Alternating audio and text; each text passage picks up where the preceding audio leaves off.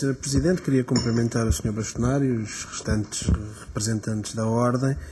Nós já tivemos uma reunião onde debatemos vários destes pontos lá no grupo parlamentar do PCP, portanto eu serei muito breve, só para voltar a assinalar na coincidência das nossas preocupações com muitas das que aqui trazem, desde logo em relação à questão da rede de farmácias de oficina, farmácias comunitárias, porque trata-se de uma situação que põe em perigo um serviço público fundamental e que deve continuar a existir e que está a transformar-se cada vez mais nós vemos avançar uma linha de concentração da propriedade das farmácias. Isso será muito negativo, não é para os farmacêuticos, para isso que hoje têm as farmácias, isso também, mas para a população e para o Serviço Nacional de Saúde. Por outro lado, parece-nos ser necessário encontrar um mecanismo de financiamento que possa combinar os efeitos da baixa do preço de muitos medicamentos com uma forma de financiamento até um determinado valor de medicamentos que não faça depender o financiamento das farmácias da margem em relação ao preço.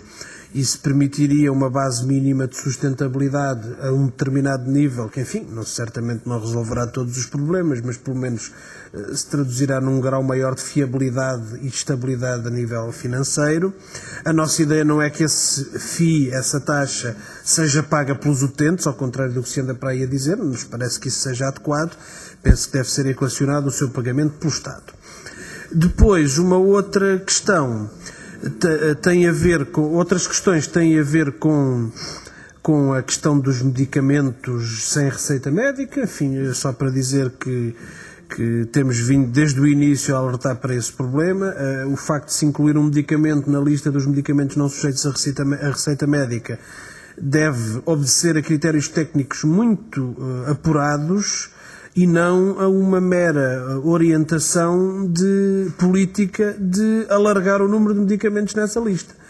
E em determinada altura um ministro declarou, de um governo anterior, declarou que tinha como objetivo aumentar o número de medicamentos nesta lista. Ora, isso não pode ser definido como objetivo político. Ou então deixamos de ter critérios técnicos para a inclusão na lista. Parece-nos que a questão da terceira lista podia ter alguma validade e é uma das matérias que certamente devia ter atenção da parte do Governo. Quanto à intervenção, ao aumento da intervenção dos farmacêuticos, designadamente nas farmácias de oficina, o que nós achamos é que certamente há ainda alguma margem para melhor aproveitar as competências técnicas e científicas destes profissionais. Agora, não estaremos de acordo se isso se traduzir numa retirada de funções e de capacidade dos centros de saúde. Penso que a população não ficaria melhor servida com uma postura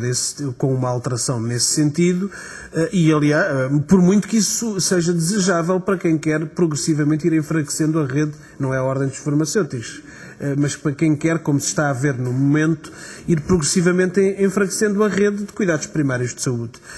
Portanto, pensamos que há aí uma linha que não deve ser atravessada, enfim, embora seja naturalmente aceitável que se possa olhar para aquilo que são as competências técnicas e científicas dos farmacêuticos e ver como é que elas podem ser postas melhor ao serviço dos utentes e do seguimento das doenças crónicas, por exemplo, e de uma série de outras matérias em que, porventura, há aí sinergias que estão por aproveitar e que podem ser aproveitadas como vantagem para todas as partes.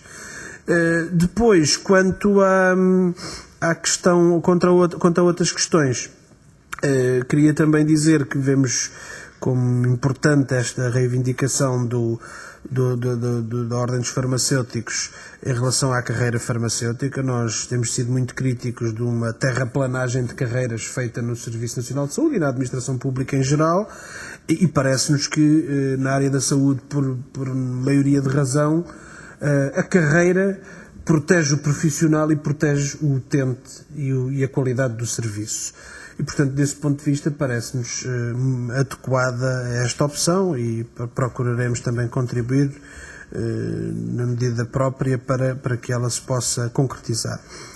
Depois, enfim, quanto a outras questões, eu já não ouvi a intervenção desde o início, mas procurando situar-me naquilo que também conversámos no encontro que tivemos no grupo parlamentar do PCP, parece-nos também que em relação à questão das análises clínicas, o problema que nós hoje temos é que passamos de uma situação em que havia um regime convencionado, disseminado e, enfim, que tinha como principal mais-valia a proximidade, para um regime que, com base num princípio que é correto, do aproveitamento da capacidade instalada do Serviço Nacional de Saúde, concentrou essa prestação de cuidados em grandes prestadores, centralizados nas grandes cidades, portanto, deitando fora a proximidade, que era a mais-valia principal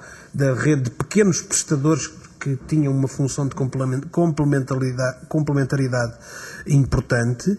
E, portanto, agora, nem temos a capacidade instalada verdadeiramente aproveitada, temos depois outros sítios onde o forçar dessa ida para os hospitais públicos se traduziu em atrasos muito grandes na capacidade de resposta, e às vezes são situações que as pessoas não podem esperar, de seguimento de doenças graves ou de situações que precisam ter os exames feitos num período concreto. E, ao mesmo tempo, concentrou-se em grandes unidades uma grossíssima fatia de prestação de cuidados, o que também não é bom nem para o Serviço Nacional de Saúde, nem sequer para a concorrência. Portanto, em vez de termos o melhor dos dois mundos, passamos a ter o pior dos dois mundos. E isso precisa, naturalmente, de uma revisão. Muito obrigado.